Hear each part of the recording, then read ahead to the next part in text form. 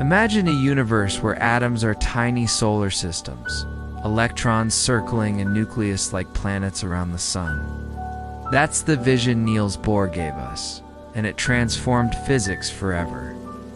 But Bohr was more than just a scientist. He was a philosopher, a teacher, and even a wartime hero who escaped the Nazis to help the Allies. Today we explore the life of Niels Bohr, the man who unlocked the atom. Niels Henrik David Bohr was born in Copenhagen, Denmark in 1885. His father, Christian Bohr, was a renowned physiology professor. His mother, Ellen Adler Bohr, came from a prominent Jewish family. Science, music, and ideas filled his childhood home. As a boy, Niels was endlessly curious.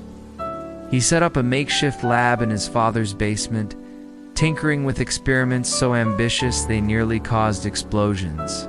Studied physics at the University of Copenhagen, quickly earning a reputation for his sharp mind and relentless curiosity.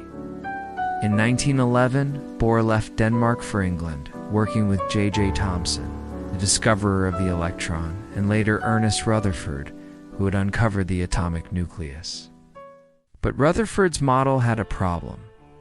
Electrons spinning around the nucleus should lose energy and crash into it. By this logic, atoms shouldn't exist. Bohr's solution in 1913 was bold and brilliant. He proposed that electrons orbit in fixed energy levels. They can jump between levels emitting or absorbing light. This became the Bohr model of the atom. It was elegant. It explained hydrogens, spectral lines, and it opened the door to quantum mechanics. For this achievement, Bohr received the 1922 Nobel Prize in Physics. His Nobel lecture described how science reminds us again and again that we are both spectators and actors in the great drama of existence. But Bohr's mind went beyond equations. He became a philosopher of science. He introduced the idea of complementarity, the principle that light and matter can behave both as particles and waves, depending on how we observe them. To symbolize this, Bohr adopted the yin-yang symbol on his coat of arms. With the motto, Contraria sunt complementa, opposites are complementary. This way of thinking reshaped not only physics, but how we see truth itself. Bohr and Einstein became intellectual sparring partners. Einstein objected to quantum randomness. God does not play dice with the universe. Bohr replied sharply, "Stop telling God what to do."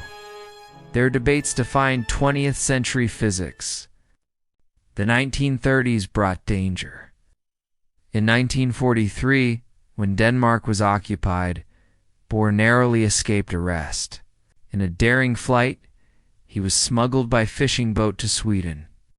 From there, he flew to Britain in a small bomber plane, reportedly wearing an oxygen mask that didn't quite fit, nearly suffocating during the journey. Eventually, he made it to the United States, joining the Manhattan Project. Yet, unlike many, Bohr worried about the consequences of atomic power. He urged world leaders to consider international cooperation, warning against secrecy and the arms race. In his view, the greatest challenge of science was not discovery, but responsibility. After the war, Bohr returned to Copenhagen and expanded the Institute for Theoretical Physics, later renamed the Niels Bohr Institute.